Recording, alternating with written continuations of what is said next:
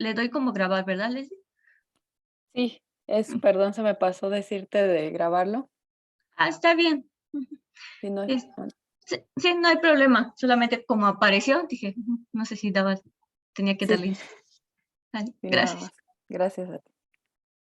Entonces, esto que se conforma a muchas partes, por ejemplo, el cuerpo humano es un sistema complejo, esta interrelación, pues tenemos diferentes, ahorita vamos a ver como una partícula cada uno de estos órganos, y esa interrelación pues nos da que nuestro sistema humano pueda tener como vida, ¿no? Otros ejemplos que es, en el caso de las aves, que es un bonito ejemplo, es la autoorganización, ¿no? De alguna manera, sin decirle cómo se organiza, el sistema genera esos patrones, ¿no? Por ejemplo, seguramente han visto estos videos o en la vida real, cómo pues podemos ver el ave, la dinámica de un ave particular, pero realmente lo que hace bonito o esas parvadas, estas ondas que se generan a través de sus interrelaciones, pues es lo que se conoce como también un patrón emergente, ¿no? Estas ondas que se ven bonitas, como en estas capturas de fotos, pues toda esa dinámica, esas interrelaciones, pues generan, ¿no? Entonces, ahí a las aves no se les dice de alguna manera cómo se están organizando, ellos de alguna manera biológica, pues llevan a cabo esta interrelación, ¿no? Entonces, de hecho, hay muchos trabajos haciendo modelos sobre, sobre este vuelo, ¿no? De las aves.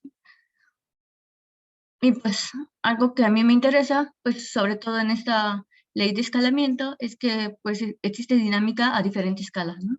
Por ejemplo, en el caso del cerebro, pues tenemos información en microescala, que significaría como, por ejemplo, estas proteínas que segregan nuestro cerebro, los neurotransmisores, dentro tenemos pequeñas contribuciones químicas, ahí ya existe una dinámica, ¿no? Entonces, de ahí lleva hasta una neurona que genera sinapsis, creo que estas neuronas que generan sinapsis, para la interrelación de todas esas neuronas generan una red neuronal. Y gracias a esta red neuronal podemos llevar a cabo procesos cognitivos como, por ejemplo, ahorita que me estén escuchando o que estén dormidos y todo eso, ¿no? Entonces, es algo que los sistemas complejos pueden estudiar. Mm, Aquí menciono un poco más a detalle esta imagen chiquita que tenía, donde tenemos pues la información o la dinámica cerebral a diferentes escala, microescala que serán las moléculas, la sinapsis, a macroescala, ¿no? Donde ya vemos esta red funcional del cerebro. Ahorita voy a entrar en detalle a qué me refiero con una red funcional. Entonces, una de las características es que regularmente cuando estamos en reposo, pues no es que estemos en reposo y nuestro cerebro no haga nada, ¿no? Sino es curioso y hay muchos artículos, sobre todo sobre esta información, es que la mayoría de las conexiones o la mayor carga energética que ocurre en nuestro cerebro o que está trabajando es cuando estamos en reposo. Y eso tiene que ver porque mantiene esas conexiones necesarias para tener vida, ¿no? Y solamente pequeños procesos cognitivos hacen que la carga energética del cerebro suba entre 0,5 a 1%. Entonces, realmente de partir del reposo a hacer algo, una diferencia energética es muy pequeña, ¿no? Y entonces, ¿qué tiene? Un ejemplo es por qué esto es tan importante, porque el cerebro, de hecho, es una pregunta que como físicos siempre nos interesa, ¿no? O sea, ¿qué hace el cerebro o por qué necesita esta red mantenerla y por qué gasta tanta energía en solo mantener estas conexiones? Y hay muchos trabajos, sobre todo del área de física, utilizando este modelo de Ising. No sé si alguna vez ya lo vieron en su clase, pero es unos modelos de espines en donde tenemos que a baja temperatura, pues vemos que los espines están alineados, ¿no? Por ejemplo, esto va un poco relacionado a una transición de fase. Una transición de fase como un ejemplo fácil. Por ejemplo, esta transición del agua líquida a un gas, ¿no? Entonces vemos, o de un cubo de hielo hasta un gas, ¿no? Entonces el agua pasa por todos estos procesos que se llaman transiciones de fase. Y uno de los ejemplos, o lo que es muy claro, es utilizando este modelo de Ising, ¿no? Entonces, les mencionaba que estos espines, pues cuando tienen una temperatura muy baja, pues todos se mantienen alineados, ¿no? Ya sea para arriba o para abajo, siempre están alineados. Entonces, como se vaya aumentando la temperatura, pues vemos que hay una etapa que es cerca de la temperatura crítica, en donde esos patrones o este movimiento de los espines se mantiene de una manera autoorganizada, ¿no? Cuando elevamos mucho la temperatura, estas interrelaciones se vuelven aleatorias. Eso se puede ver aquí. Vemos aquí que todo es muy ordenado, todo está rojo. Cuando estamos cerca de la temperatura crítica, pues vemos los mayores patrones posibles y después se ve todo aleatorio, ¿no? Ahora, me pueden decir, ¿y esto qué tiene que ver con lo que estamos viendo anteriormente? Pues una de las características del modelo DISI es que sigue una ley de potencia, ¿no? Una ley de potencia en física nos referimos, por ejemplo, tenemos aquí en doble logarítmico el espectro de potencia, y si grafico aquí la amplitud al cuadrado de mis señales contra mi frecuencia, y vemos que siempre encontramos una línea, ¿no? Esta línea se puede deber a un factor, em, que es este beta. Entonces, a esto se conoce como la pendiente o la pendiente espectral. Y exactamente, por ejemplo, para el caso del modelo DISI, siempre está alrededor de 1 entre F. Ahora, algo sorprendente es que también la dinámica cerebral sigue este comportamiento, ¿no? Este es un ejemplo de una ley de un espectro de potencia graficado en lineal. Aquí no tiene doble logarítmico, por eso se ve como un exponente, pero ustedes pueden hacer como la idea de que si decae exponencialmente y, y calculan el logarítmico de este exponente, pues lo que hace es que este factor baja y este sería ahora sí una ecuación de la recta, ¿no? Y eso nos lleva a esto que teníamos aquí. Si tienen alguna duda, ustedes me interrumpen. Entonces, esta característica de que siga una ley de potencia en el caso de la actividad cerebral, pues es un poco desconocido. A pesar que esto se sabe desde hace muchos años, al inicio se pensaba y se consideraba que era un tipo de ruido, ¿no? Y esto tiene que ver porque sabemos que diferentes tipos de ruidos, por ejemplo, ruido blanco, que es como cuando llueve, que escuchamos como mucha interferencia, eso puede ser ruido blanco, o cuando en las televisiones antiguas, donde tenían que irle cambiando con esta ruedita, a veces si no sintonizaban bien, se escuchaba este artefacto, ¿no? Entonces, pues era muy evidente que si los ruidos también tienen este tipo de ley de escalamiento, entonces se asoció mucho tiempo que la actividad cerebral también era este tipo como de ruido, ¿no? Entonces, en los últimos años se ha llevado a cabo como mucha información o tratado de retomar este tema sobre realmente qué significa, si es un ruido o no es un ruido, ¿no? Hasta ahora, pues, ha habido como diferentes tipos de discusiones y realmente este 1 entre F también lo que hace es como en el modelo de Ising, ayuda a mantener esas conexiones o la mayor posible de organizaciones entre patrones para pues llevar a cabo de una manera eficiente la dinámica cerebral. Entonces aquí son unos ejemplos de cómo se ha aplicado este conocimiento a datos electroencefalográficos en diferentes condiciones. Por ejemplo, cuando estamos durante el sueño, que es el sueño profundo, digamos, es el momento en el que nuestro cerebro descarga todas esas sinapsis, toda la información que estamos recabando durante el día. Esta fase es muy importante porque nuestro cerebro lo que hace es resetear la información. De hecho, ha habido como mucha información alrededor del sueño, en donde dicen que, por ejemplo, personas con pacientes o pacientes con epilepsia, que ya sufren epilepsia, que ya tienen este trastorno, cuando no duermen muy bien, al siguiente día empiezan a tener más descargas, ¿no? Tienen una posibilidad mayor de tener crisis epilépticas, ¿no? Entonces, el sueño es algo vital y se ha estado estudiando en los últimos, bueno, desde hace muchos años, sobre indagar realmente qué es la importancia, ¿no? Pueden ver que aquí si yo grafico en doble logarítmico el espectro de potencia, vemos que la pendiente, sobre todo en esta región, este, en el caso de vigilia, que es como ahorita en el que estamos despiertos, escuchando algo, pues esta pendiente es más horizontal en comparación con esta de sueño profundo, que sí tenemos una ley de escalamiento, ¿no? Esto también se ha hecho como la información, voy a cambiar mi puntero, eh, en información cómo esto cambia con la edad, ¿no? Por ejemplo, este es también la misma el mismo análisis usando datos de adultos jóvenes, adultos mayores.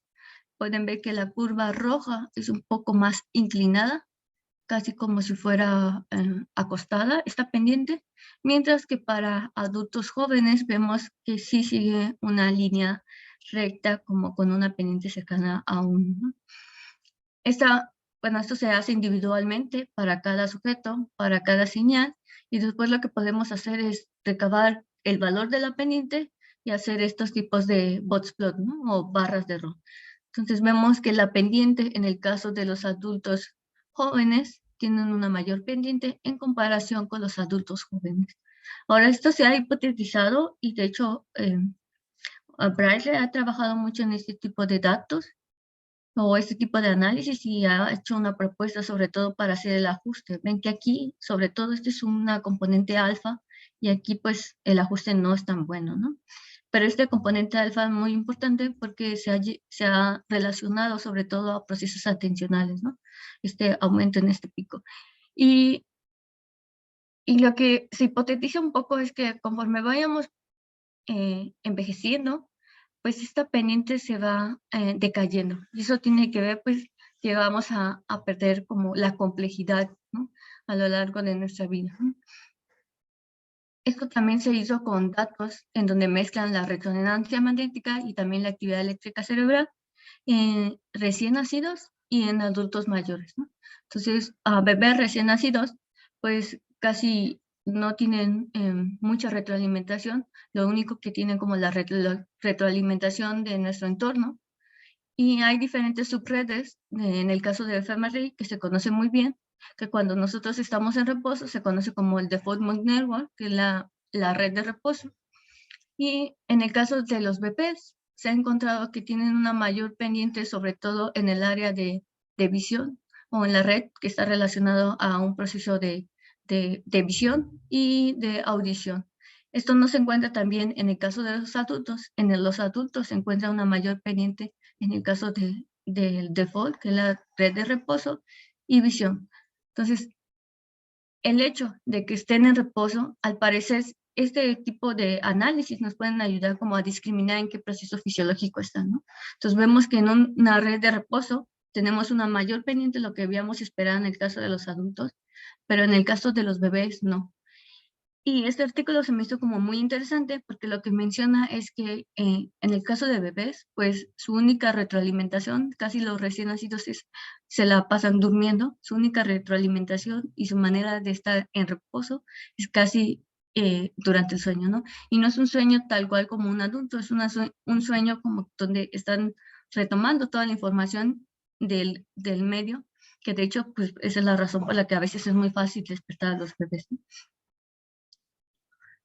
Esto lo llevamos a cabo también comparando con niños durante, pues aquí nos interesaba ver cómo procesos emocionales, cómo reconocer una cara en niños influían en este tipo de escalamientos, ¿no?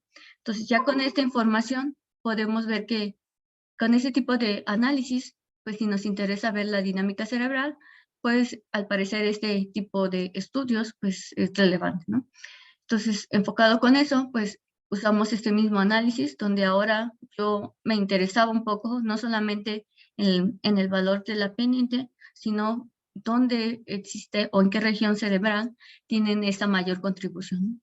Entonces, tengo aquí diferentes condiciones. Esta es la condición de reposo, la condición en donde se le pedía al niño que identificara cierto rostro, por eso lo llamamos como una condición de identidad. Nosotros le mostramos una imagen al niño y le decimos cada vez que veas esta imagen, presiona una tecla en el teclado, ¿no? Luego había una imagen con una condición de alegría y una imagen con condición de enojo. Ahora, el grupo A es el grupo de 6 años, tenemos 3 grupos, 6 años, 8 años y 10 años. Al parecer, se sabe muy poco de cómo se llevan a cabo estos procesos emocionales en niños pequeños. De hecho, casi la mayoría es alrededor de 10, porque es la edad en donde ellos ya pueden reconocer muy bien todas las emociones. Para mí fue una sorpresa, la verdad. Soy física y no esperaba que a esa edad tan grande todavía costara como identificar diferentes emociones, ¿no? Y se ve muy bien, muy claro aquí, ¿no? Ven que aquí en el caso de reposo es muy similar al caso de alegría, un poco similar a la imagen de enojo, y hay un ligero aumento en el caso de identidad. Sobre todo ven que aquí entre 8 y 10 años las imágenes pueden ser muy similares. La escala de color significa rojo, que es una mayor pendiente, azul es menor pendiente. Y ahorita solamente quiero que vean como la imagen, ¿no? O sea, como cómo se ve topográficamente esta pendiente, ¿no? Vemos que encontramos, sobre todo en todas las regiones, un mayor aumento en la parte posterior, que es donde esperaríamos que se encuentren a cabo los procesos cognitivos. Y ven que en el caso de 8 y 10 años, sí hay una diferencia significativa, aunque no encontramos muchas diferencias significativas en el caso de niños de 6 años, ¿no? Entonces, esta misma información que les acabo de decir, lo graficamos en estos cuadritos de colores, donde el color amarillo significa que encontramos diferencias significativas en ese electrodo para esa condición entre las condiciones contra reposo, ¿no? Ven que aquí regularmente los niños de 10 años tienen mayor cuadritos amarillos, es decir, que son más significantes esos valores. El color naranja significa significancia del 5%, y vemos que, sobre todo en el caso de niños de 10 años, un poco en el caso de 8 años, vemos que encontramos diferencias significativas, y no en el caso de 6 años, ¿no? Entonces, esto también nos ayuda como a separar esta segregación entre procesos cognitivos.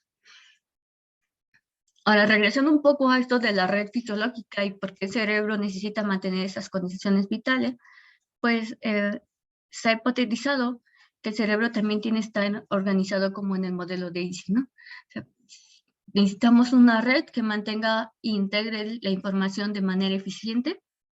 O sea, necesitamos este equilibrio entre eficiencia y costo. Si nosotros tuviéramos una red como en el modelo de Ising a baja temperatura, pues siempre tendríamos todo muy conectado, ¿no? Entonces, llevar a cabo un proceso cognitivo, pues a lo mejor puede ser un poco costoso en el caso de eficiencia, porque tendría que desconectar muchas redes, aunque la información se transmitiría muy eficientemente. Y si nos vamos al lado opuesto, en donde tenemos una red totalmente aleatoria, vemos que el costo energético sería muy alto y sería muy poco eficiente tener esas conexiones, ¿no? Entonces necesitamos este balance entre ambas condiciones. Hay trabajo sobre todo en datos de fMRI, en donde asocian este modelo de Ising. Por ejemplo, aquí solamente es un histograma, digamos, de frecuencias, de cuántos nodos están conectados, y vemos que para bajas temperaturas, que sería temperatura T igual a 2, temperatura 2.3, que es cerca del modelo de la temperatura crítica. Temperaturas mayores a la temperatura crítica. Y ven que en el caso del cerebro, lo que encontramos con el modelo lo que se encuentra con el modelo de Ising, estas distribuciones son muy similares cerca de la temperatura crítica. Esto también usando modelos se ha encontrado que cerca de la temperatura crítica, los patrones que se encuentran para el fMRI son muy similares a lo que podemos ver en el modelo. Entonces, al parecer, el cerebro necesita estar cerca de esa temperatura crítica para mantener este balance entre costos energéticos y tener una red eficiente, ¿no? En mi caso, muchos años he estado trabajando utilizando estas señales electroencefalográficas, y lo que hace el electroencefalograma, le ponemos un detector que se llama un electrodo sobre el cuero cabelludo. Hay tanto datos extracraneales, sobre todo esos se ocupan sujetos sanos durante alguna tarea, durante el sueño, y datos intracraneales en donde pasan aquí un tubito, y todo ese tubito tiene estos sensores que mide también la actividad eléctrica, ¿no? Esto solamente se obtienen datos de pacientes con epilepsia, ¿no? Entonces, lo que tenemos aquí, por ejemplo, seguramente recuerdan de su clase de física, un dipolo tiene una carga aquí negativa, una carga aquí positiva. Ven que el flujo va hacia arriba Entonces, estas neuronas piramidales y la suma de todo este potencial eléctrico, pues se mide a través de este electrodo. Ahora, tampoco es una tarea sencilla, y eso tiene que ver porque regularmente esta señal está en microvolts, es muy, muy pequeña, y sobre todo, pues ven que pasa por diversas capas, ¿no? Sobre todo aquí, ahí tenemos un líquido que se llama líquido electrosfático, se me olvida esa palabra, eh, en- ay, ya, se me olvidó el nombre de ese líquido, pero es un líquido conductor. Y este líquido conductor lo que hace, pues a veces tenemos información de una región cerebral y se ha hipotetizado que también se puede encontrar esa misma información en otra región, ¿no? Debido a de este líquido que es un conductor, ¿no?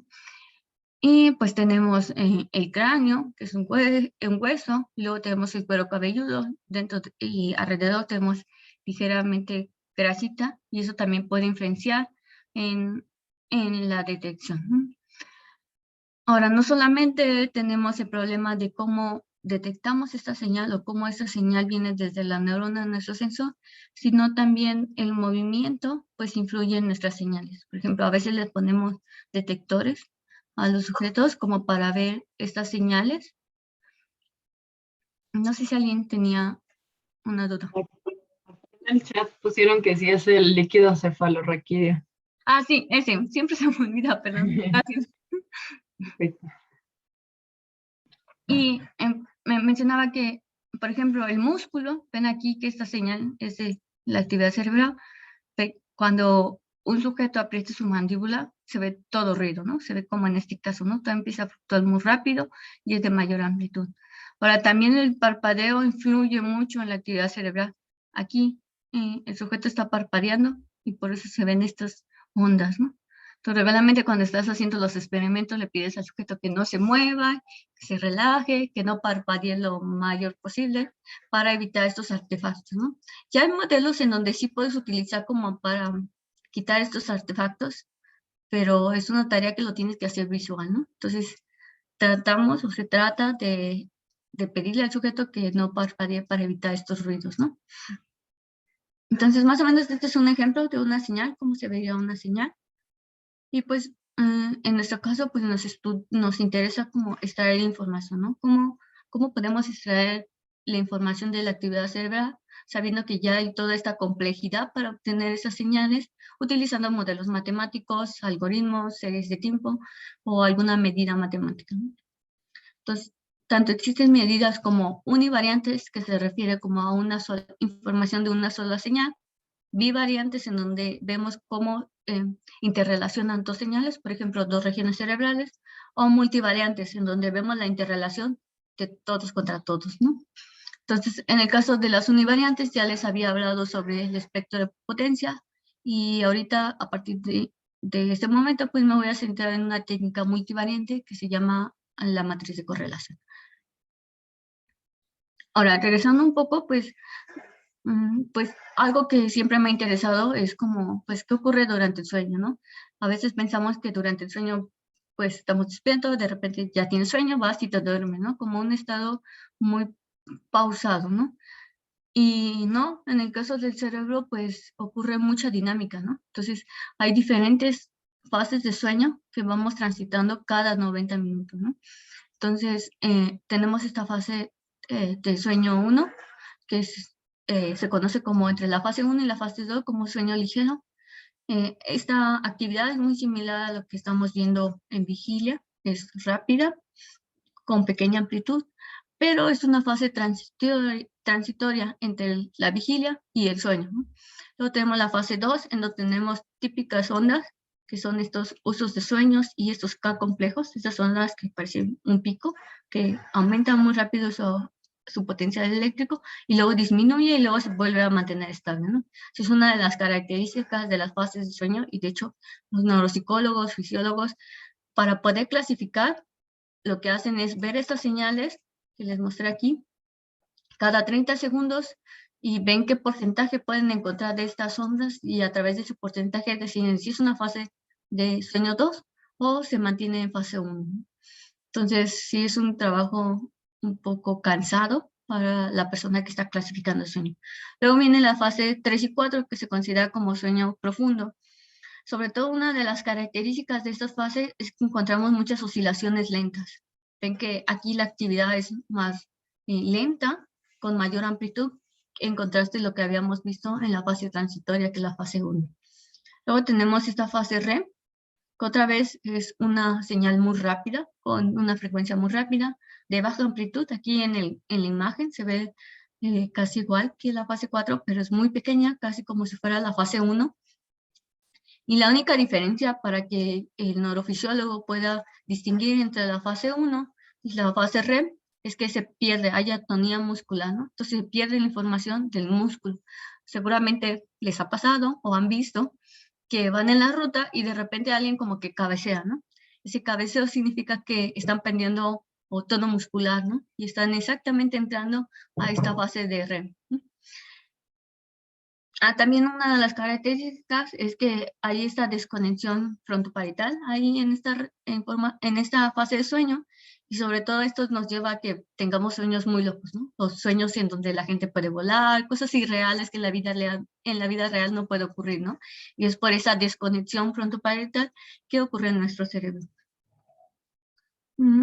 Algo con la que también hemos estado trabajando es con datos de Alzheimer. Ven que aquí este es un corte de la corteza cerebral, bueno, del cerebro, perdón. Ven que para un sujeto sano está casi completito. Para alguien con un Alzheimer severo, ven estos huecos, ¿no? Como que todo el cerebro se está carcomiendo. Y otra patología que hemos estado estudiando es el caso de epilepsia. Vemos que aquí las series de tiempo, sobre todo de una epilepsia generalizada, porque hay diferentes tipos de epilepsia, ven que de repente las señales empiezan a aumentar de frecuencia, ¿no? Hay esta zona donde empiezan como descargas muy rápidas, de oscilaciones muy rápidas, y de repente, de alguna manera mágica, el ataque termina, ¿no? Y se ve muy fácil cómo termina, pues, como que de repente le dicen al cerebro, ¿sabes qué? Hasta aquí todos vamos a regresar a una actividad normal, ¿no? Y se ve muy clara la diferencia entre oscilaciones muy rápidas y una oscilación un poco más lenta. Ahora, esta ya es una imagen que ya... Estos sí son series de tiempo de un ataque epiléptico, no es un cartoon. Y pues realmente a nosotros, pues, como físicos no podemos clasificar esto, entonces ya el neurólogo nos da la información, entonces nosotros sí es muy fácil ver la diferencia, pero porque ya tenemos eso, ¿no? Pero la idea no es tanto como predecir epilepsia, sino tratar de entender qué es lo que ocurre en el cerebro cuando estamos antes, durante y después de un ataque epiléptico. Entonces, algo que hacemos comúnmente es utilizar la matriz de correlación, que les había mencionado que me iba a basar en esta técnica. Entonces, si yo tengo correlaciones positivas, voy a tener si yo grafico dos señales de tiempo, cuando tengo una correlación positiva, tengo una pendiente positiva. Si tengo una coeficiente, es decir, si mis señales están haciendo dos cosas en contrafase, tengo una pendiente negativa. Y cuando no hay una interrelación, no existe una correlación. Entonces, de esa manera yo puedo ver cómo se está organizando las diferentes regiones cerebrales, ¿no? Entonces, lo que regularmente se hace es tomo una ventana de tiempo, hago este cálculo, que es la matriz de correlación, y voy moviendo esta ventana un paso, ¿no? Entonces, la muevo, vuelvo a calcular esta matriz de correlación sobre esta ventana, y así voy teniendo matrices de correlación a lo largo del todo el registro, y tanto puedo ver como la información de la evolución temporal, o puedo calcular un promedio sobre todas estas matrices de correlación, y eso es lo que le voy a mostrar ahorita, ¿no? Entonces tengo la información para el caso de sueño. Ya les había mencionado que el caso de sueño es un estado en donde estamos cambiando las series de tiempo a lo largo de cada etapa, y este es el resultado para el caso de vigilia, fase 1, fase 2, fase 3, fase 4 y REM, ¿no? Que es en inglés es Rapid Eye Movement, en español sería MOR, que es movimientos oculares rápidos. Entonces, aquí lo que hacemos en estas grafiquitas de colores, tenemos que la anticorrelación lo voy a denotar con color azul, la correlación con color rojo, y vemos aquí los datos están organizados de manera que yo tengo los electrodos, todos esos sensores que están del lado izquierdo, los electrodos que están sobre la línea media, que serían estos sensores, y los sensores que están del lado derecho. Entonces, ya hay un convenio de cómo hay estas notaciones. Los números impares se refieren al lado izquierdo, los números pares se refieren a electrodos que están en el hemisferio derecho. Y pues ahorita me pueden decir, si anteriormente habíamos visto que las señales eran independientes, ¿por qué aquí se ve que las matrices son muy similares, ¿no? Al parecer, pues usando esta técnica no se podría mucho distinguir entre las diferentes fases de sueño, porque son muy similares. Y pues la pregunta es, ¿por qué no? O sea, si queremos buscar la dinámica cerebral, entonces, ¿dónde podemos encontrar esta información, no? Entonces, vemos que aquí, sobre todo dentro de los hemisferios, tenemos una mayor probabilidad de tener correlaciones positivas, pero mientras que entre los hemisferios tenemos anticorrelaciones regularmente, ¿no? Entonces, esto al parecer como que hay una onda, si ustedes imaginan una onda que está en contrafase entre el hemisferio izquierdo y derecho, pero todos los electrodos dentro de cada hemisferio están muy sincronizados, ¿no? Esto también se demostró en el caso de epilepsia. Esto fue mi asesor de tesis, esto lo publicó en el 2014, en donde tiene esa misma información. Ahora, en el caso A, tiene 2 minutos antes de un ataque epiléptico, el P son 2 minutos durante el ataque epiléptico, y las señales C son 2 minutos después que se termina el ataque epiléptico. Igual él tiene correlaciones negativas en color azul, correlaciones positivas en color rojo, solo que aquí, a diferencia de estas imágenes, como que las matrices está transpuesta. Aquí en el caso, en la parte de arriba, tenemos el hemisferio derecho, los electrodos centrales y el hemisferio izquierdo, ¿no? Ven igual la misma información dentro, o las interrelaciones dentro de los hemisferios regularmente son positivas, igual aquí, dentro del hemisferio derecho, mientras que entre los hemisferios es anticorrelacionado, ¿no? Y ven que a pesar que les mostré que las señales de un ataque epiléptico influyen mucho, al parecer aquí con la matriz de correlación se ve muy estable, ¿no? Entonces, ¿qué significa esto, no? Entonces, lo que hicimos fue, para comparar estas matrices de correlación promedio, pues como son muy similares, podemos calcular el promedio sobre las diferentes condiciones, que esto lo llamamos como patrón estacionario. Esto porque es un patrón de correlaciones muy estable, que es independiente entre estados fisiológicos, como es el caso del sueño, y también independiente entre diferentes condiciones patológicas, ¿no? Ahora, intentamos correlacionar estos patrones de fisiológicos de los sujetos de epilepsia, sujetos con Alzheimer, que es el cuadrito, el caso de reposo y sueño, ¿no? Entonces aquí estoy haciendo comparaciones de cómo se ve el patrón estacionario entre sujetos, ¿no? Vemos que mayormente en el caso de epilepsia están más correlacionados y menos correlacionados con los diferentes estados, pero la correlación llega hasta punto 9, o sea, es muy similar. Estructuralmente esa matriz no se puede diferenciar entre un caso de epilepsia con un caso de un sujeto sano. Ahora, aquí en el caso de Alzheimer también tenemos que están muy correlacionados y que correlaciona sobre todo con este cuadrito que corresponde a condición de reposo. Y estos datos fueron organizados de una manera un poco truculenta, ¿no? Este cuadrito de acá son todos los sujetos de reposo que tienen la misma edad. De hecho, eran los controles del estudio del estudio de Alzheimer. Entonces, si tienen la misma edad, son adultos mayores, alrededor de 60 años, mientras que aquí tenemos adultos jóvenes alrededor de 25 años en promedio, ¿no?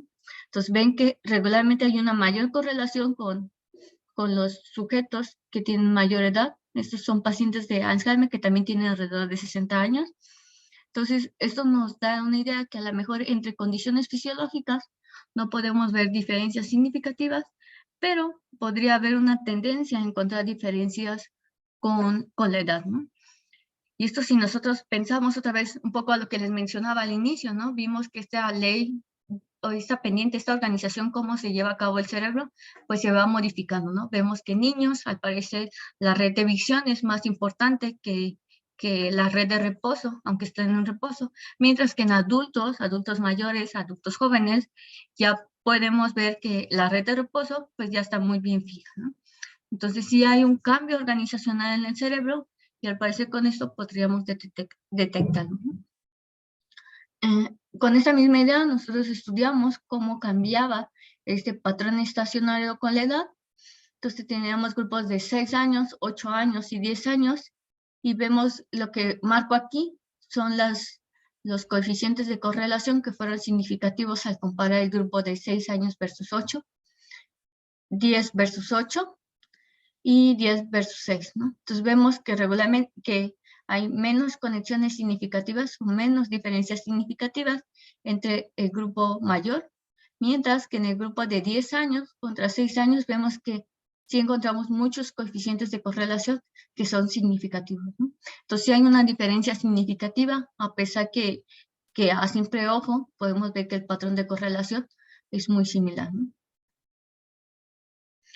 Entonces, pues, nos interesaba mucho, pues, entender un poco, ¿no? Entonces, este patrón estacionario, como lo denotamos, significa que nuestro cerebro necesita mantener esta organización o esta manera en cómo se están organizando los datos o las señales electrofisiológicas ayudan a que el cerebro en la corteza mantenga esta red de modo eficiente, ¿no? Tal cual como les había explicado con lo del modelo de Easy, ¿no? Entonces, una de las hipótesis es que este patrón estacionario pues es una evidencia de cómo el cerebro se mantiene cerca de un punto crítico, ¿no? Algo que propusimos durante mi tesis doctoral era como si siempre vemos que es muy estable, entonces, ¿dónde está la información de la dinámica cerebral, ¿no? Entonces, lo que propusimos fue, ya teniendo este patrón estacionario, yo puedo calcular la correlación, pero no la correlación entre el patrón y cada una de las matrices de correlación. Eso me va a dar un número, ¿no? Y seguramente ustedes recuerdan de sus clases de matemáticas, la manera de calcular esta correlación es que yo tengo este triángulo superior. Como es simétrico, solamente me voy a centrar en el triángulo superior. Yo lo organizo como un vector y lo que hago es calcular el producto punto, ¿no? Entre estas dos matrices o entre estos dos vectores, y eso me va a dar la información de la correlación, ¿no? O sea, qué tan cercano están correlacionados a esa estructura estable. Usando esto, pues vemos que cuando estamos despiertos, que es aquí casi, aquí está, perdón, el scoring.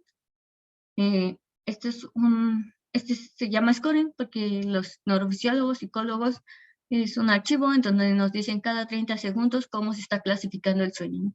Entonces vemos que estamos vigilia, sueño 1, que es S1, S2, sueño 2, fase 2, 3 y 4 las fases de sueño profundo y REM en la fase de movimientos oculares rápidos, ¿no?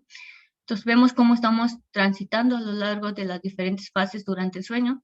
Esto es un registro de un estudio de análisis de 8 horas casi. En promedio los sujetos duermen 7, 8 horas, por lo menos estos sujetos que teníamos, ¿no? Entonces ven que la correlación con el patrón estacionario es muy baja cuando estamos en el sueño, en la fase de vigilia, mientras cuando vamos durmiendo, esta correlación aumenta. Y casi en todo el sueño se mantiene muy estable, alrededor de 0.95, 90. Y solamente en eventos donde hay sobre todo movimientos oculares rápidos o fases REM, pues vemos que estas diferencias o esta correlación disminuye. Ahora este es el caso para un solo sujeto. Estos son los coeficientes de correlación desdoblados a lo largo del tiempo. Ven que si es azul, siempre se va a mantener azul. Solamente hay diferentes desviaciones. Igual si es rojo, se mantiene rojo, ¿no? Siempre, ¿no? Entonces, lo que hicimos es hacer un poco de estadística con estos datos. Yo como tengo la clasificación de sueño, yo puedo hacer el análisis de cuál es el nivel de correlación para cada una de las fases de sueño y eso sobre todos los sujetos, ¿no? Total, en este estudio teníamos 10 sujetos de sueño y lo que vemos que para el caso de vigilia, vemos que estas barras de rol son mayor. Este es un bot plot, este es el intervalo del 95% en las cajitas. es el intervalo del 50%, o sea, el 50% de mis datos caen dentro de ese intervalo. Tenemos la media, el promedio y la media. Entonces, esta es la información desdoblada de las barras del 95%, pero separado por sujetos. Esta es su media. Cada puntito es un sujeto. En realidad tenemos 10, 2, 4, 6, 8, 10. Este es el cuartil superior, el inferior, la media. Y vemos que en el caso de vigilia tenemos mayor fluctuaciones y conforme vamos a sueño profundo, pues esto parece como una parábola, ¿no? Entonces, sobre todo en estas fases de 2, 3 y 4, hay una menor fluctuación de mi medida, y cuando estamos en red, ligeramente otra vez aumenta, ¿no? Esto, haciendo comparaciones estadísticas, nos da mucha información. De hecho, nos da significancia entre cada una de las diferentes fases, lo que no nos daba cuando solamente les mostré las matrices de correlación, ¿no? Entonces, al parecer, esta nueva técnica, esta nueva propuesta, pues ayuda a clasificar también las diferentes fases del sueño. Creo que tengo no, ya no tengo un ejemplo. Tenía un ejemplo con epilepsia, también esto mismo, haciendo el estudio, podemos ver cómo inicia y termina un ataque epiléptico. Ahora, recientemente, un compañero se tituló de doctorado utilizando esta nueva propuesta metodológica para usarla como un predictor para datos de fMRI, ¿no? Entonces, si este nos ayuda a poder saber si nuestra red sería, en el caso de sus datos, serán datos de fMRI durante la condición de reposo. Y ahí lo que se esperaba encontrar es que utilizando este nuevo cálculo, encontremos todas las conexiones que son del default mode nuevo, ¿no? O sea, de la red de reposo. Y eso se encontró, ¿no? Entonces, puede ser una buena técnica para clasificar las diferentes fases de sueño, y es una propuesta nueva que se ha integrado, ¿no? Entonces, de esa manera es como, lo menciono mucho porque es como a veces las pequeñas contribuciones que hacemos a la ciencia, pues no son instantáneas, sino es como a largo plazo, ¿no? Entonces, muchas de las herramientas matemáticas que ustedes están aprendiendo en la licenciatura, pues se pueden aplicar a este tipo de datos, ¿no? Ustedes pueden proponer una técnica, basarse de lo que ya están estudiando y ver cómo se aplica a estos sistemas biológicos, ¿no?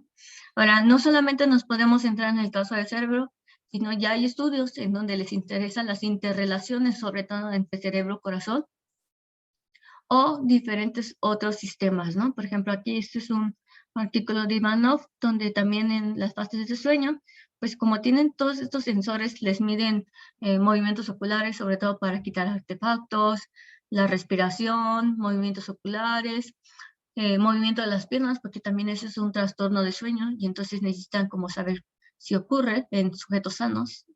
Entonces, a través de todas las series de tiempo, pues podemos armar redes fisiológicas, ¿no? Ese es otro trabajo de colaboradores de ahí, donde estoy haciendo la estancia postdoctoral, en donde en pacientes con COVID, pues les interesa saber cómo están organizando todas estas redes en diferentes partes de nuestro cuerpo humano, ¿no? Entonces, como un resultado preliminar, en el caso del cerebro, pues utilizando esta medida, perdón, acá está la imagen que les iba a mostrar anteriormente. Entonces, ven que para el caso de epilepsia, ven que aquí hay una correlación muy estable. Inicia el ataque epiléptico y ¡fum!, baja muy rápido, ¿no? Ahora, baja y sigue bajando aún después del ataque epiléptico y después vuelve a aumentar, ¿no? Este estudio, pues lo queremos replicar con datos que sean como longitudinales, es decir, que lo registren durante diversos años para ver si podemos ver este cambio durante las diferentes etapas. También hay gente que estando allá en el neurólogo, pues con el medicamento y todo eso, pues estas crisis epilépticas disminuyen, ¿no? Entonces queremos ahora probar si realmente esta técnica se puede utilizar ahí, y vemos que esta etapa, sobre todo, es una etapa que ya se conoce neurológicamente, donde a pesar que se terminó el ataque epiléptico, el paciente aún no está consciente de que haya sufrido una crisis epiléptica, ¿no? Como que hay una etapa en donde su cerebro se mantiene como desconectado, a veces hasta se ven un poco ausentes y después como que se vuelven a activar, ¿no? Entonces, esto mismo, esta técnica lo hemos utilizado para datos del corazón, y vemos igual, ¿no? El mismo comportamiento. Al inicio se mantiene un poco estable, inicia el ataque epiléptico, que son estas dos líneas negras, disminuye, todavía disminuye ligeramente después del ataque y luego hay esta etapa de que el cerebro le cuesta todavía mantener un estado estable. Y ven que aquí la fluctuación en el caso del electrocardiograma es mayor que antes de una crisis epiléptica. Entonces, bueno, hasta aquí es mi plática. No sé si alguien tenga alguna duda. Muchas gracias a Leslie y a todos ustedes por escucharme hoy. Muchísimas gracias, Paula. Estuvo muy interesante tu plática. Gracias. Yo creo que el cerebro siempre es como que el tema que a todo mundo nos encanta y espero que sí les haya interesado mucho. Pues eso, agradecerte la plática y quiero ver si tienen preguntas, pueden abrir su micrófono o pueden ponerlas en el chat. Aquí hay una chica que comenta, no tengo dudas, pero estuvo muy bonita. Gracias. Hay varios, ahí me encanta.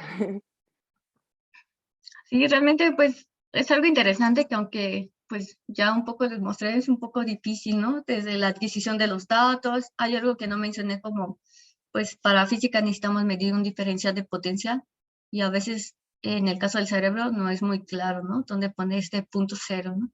Entonces también es algo técnico que los neurofisiólogos casi no les interesa, pero por ejemplo a nosotros que es en el área como más de investigación, que en el caso de propuestas metodológicas, pues pueden usar muchos modelos como para tratar de entender, ¿no? Cuál es la mejor referencia que podríamos usar, ¿no? Entonces creo que sí hay diversos temas ahí todavía en búsqueda. Sí, qué bueno que lo mencionas, porque justo yo lo que estaba pensando es que, pues, tu plática nos da a entender cómo es importante la interdisciplina, ¿no? Que Sí, tú vienes de un área de la física y estás aplicándolo a neurociencias y, pues, como lo dices tú, hay psicólogos, hay neurólogos que pasan por alto ciertos detalles, pero que pueden ser importantes al final para que la interpretación sea correcta, ¿no? sí, sobre todo porque pues ahora ya con el hecho de que muchas computadoras pueden hacer cualquier cálculo, pues puede salir un número, ¿no? Y yo creo que Ujú, la parte como físicos, matemáticos, se sabe si realmente ese número tiene sentido, ¿no? exacto. Entonces, creo que ahí es donde necesitamos más matemáticos como para estas propuestas metodológicas, ¿no? Exactamente. Mira, aquí ya hay dos preguntas. Una chica nos pregunta, entonces, ¿la relación entre las redes de la actividad cerebral se podría utilizar para tratar o detectar mediante una anomalía entre las interrelaciones? Sí, sobre todo lo que encontramos, por ejemplo, que no solo, cuando vemos esto del patrón estacionado, pues encontramos que esta red es muy estable. Ahí sí no encontramos diferencias entre sujetos sanos y patología, ¿no? Y es un poco entendible, necesitamos que nuestro cerebro esté organizado de manera eficiente, ¿no? Que mantenga todas estas conexiones vitales, como les mencionaba al inicio, ¿no?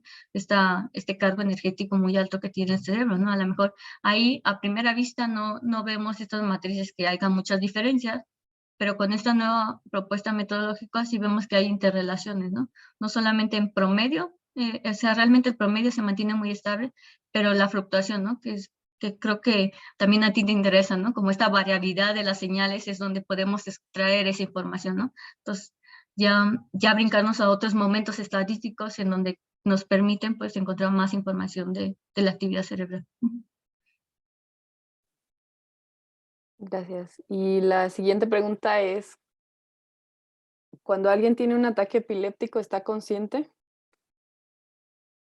Hay diferentes tipos de epilepsia. En el caso hay una epilepsia en donde es de ausencia, creo que así se traducen en el español, y, y lo que hacen es que el sujeto de repente, por ejemplo, ahorita estoy platicando y de repente me pauso y regreso y sigo, ¿no? Es como de, te perdiste tanto tiempo, ¿no? Y no están conscientes de ese lapso que perdieron, ¿no? Ese es un tipo de epilepsia. Hay diversos, pero sí hay unas específicas en donde pierden la conciencia.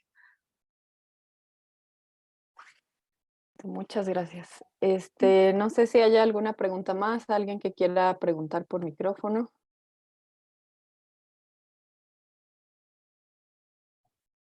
o algún comentario.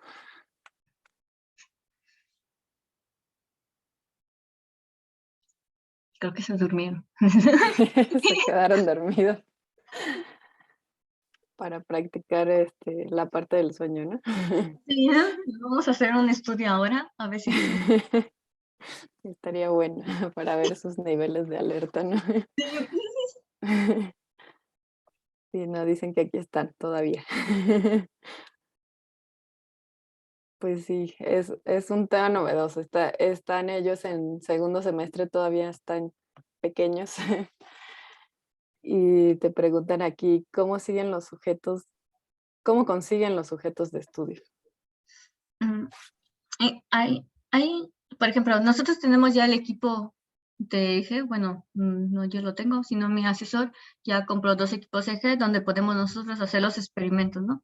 De hecho, recientemente hicimos como, ahora sí, a través de las redes sociales, convocamos gente que tengan como ciertos criterios que especificamos y los invitamos a participar en un estudio. Ahora, estos estudios son como para procesos cognitivos, ¿no? En este caso nos interesaba estudiar la interrelación social, o sea, cómo 2 personas registradas simultáneamente su cerebro interrelacionan, ¿no? Entonces, a primera vista, ustedes podrían pensar que no existe ninguna correlación, pero al parecer, meterlos en un entorno, por ejemplo, ponerles un mismo estímulo acústico, sí genera este acoplamiento en estas 2 señales, ¿no?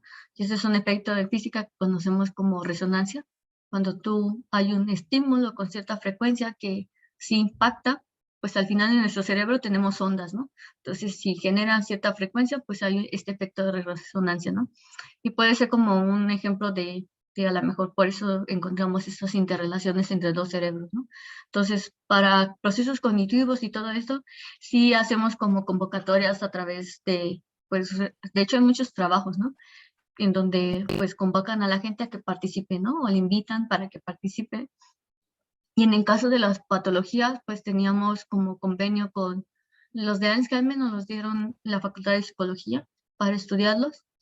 Y los casos de epilepsia, esos sí son de la Universidad de Berna, del Hospital de Suiza. Ellos nos proporcionaron los datos, pero hay diversas páginas donde nosotros podemos descargar los datos. Ahora es otra vez, sí hay como libres, pero a veces no cumplen los criterios o las condiciones que nosotros podemos utilizar para hacer el análisis, ¿no?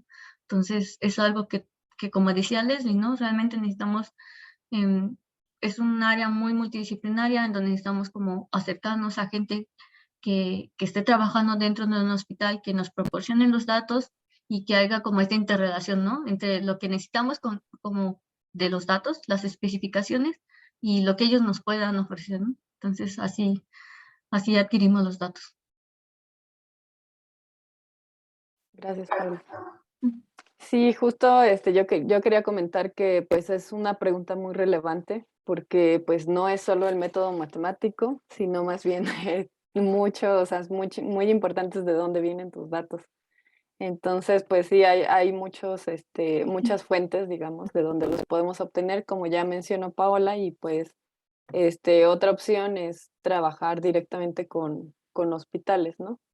Que Ujú. allá pueden tener un poco más fácil acceso, por ejemplo, a ciertas enfermedades y pues de esa manera conseguirlo. Y como mencionó ella también, pues sí hay varias páginas que tienen datos, por ejemplo, Fisionet, que se los voy Ujú. a poner ahí en el chat.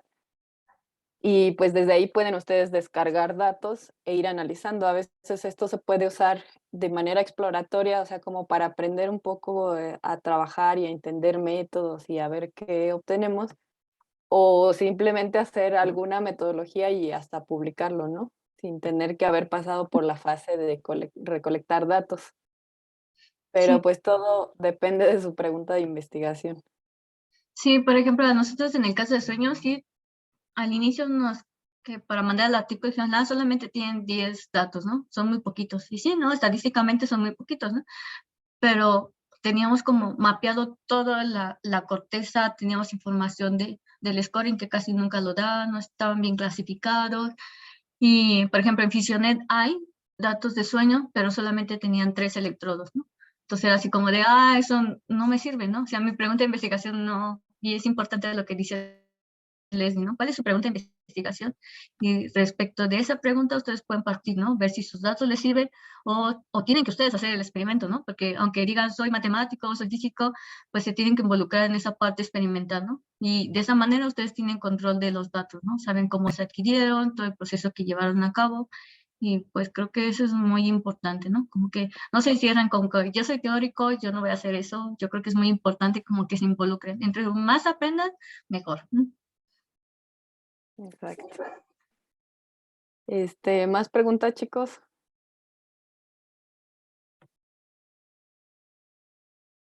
Y en esta área médica, básicamente, pues se combina mucho la parte experimental con la parte matemática, con la parte ya de métodos o de modelos matemáticos. Y pues casi que no hay manera de, de librar hacer solo una. Y la verdad es que sí, siempre es mejor tener, pues como dice Paula, el control de tus datos. Porque sobre todo por la pregunta que tú tienes, porque a lo mejor tú tienes una pregunta y los datos responden otras varias preguntas, pero no específicamente lo que te interesa y entonces terminas adaptándote a los datos. Pero si tú quieres mantener tu pregunta, pues hay que diseñar todo el experimento, hay que hacer toda una parte de diseño experimental que van a ver en sus cursos de estadística y pues a partir de ahí entrarle ya a los datos. Y pues no veo más preguntas, pero sí quería comentarles que pues el grupo de Cuernavaca, de donde ha estado trabajando Paola, si les interesa el tema, es un grupo bastante bueno en esta área. También son muy accesibles. El investigador, como la cabeza de ahí es un científico alemán que se llama el doctor Markus Müller. Y pues es una persona bastante accesible, es una persona que sabe muchísimo, pero él ha colaborado no solo con físicos, o sea, colabora con médicos, con psicólogos, trabajan bastante, ¿no, Paola? Entonces, pues ustedes son biólogos, pero si les interesa, siempre existe esa posibilidad de acercarse, pues ya sea por medio de Paola o por medio de directamente allá, ¿no? Y pues eso. De hecho, va a haber una escuela, taller. Estaba buscando la página, no la encuentro, pero si quieres te la mando la información Ajá, y ya si quieres lo compartes. Va a haber se como un las taller comparto. como sobre todo él está en el área de computación y bueno, es físico, pero realmente está en el cuerpo académico de computación. Ya se cambió, pero sigue siendo físico, da clases de física y todo eso, ¿no? Solamente es el cuerpo académico. Pero están armando un curso, taller, en donde va a haber pláticas, talleres, donde les van a enseñar cómo analizar los datos y no solamente como este tipo de técnicas de análisis, sino también un poco ya más profundas, por ejemplo, Machine Learning, que ahora está de moda. Todo el mundo quiere saber Machine Learning porque los bancos lo quieren y te pagan muy bien. Entonces, pues podría ser una oportunidad como para que vean qué otro tipo de técnicas pues están interesados en esta área, ¿no? Y es completamente gratuito, solamente si tendrían que venir a Cuernavaca. Listo, pues muchísimas gracias, Paula. Entonces sí me lo compartes y yo se los paso a ellos. Sí, te lo mando en cuanto lo encuentre ahorita. Gracias. Y pues me parece que sería todo entonces. Muchísimas gracias por la plática.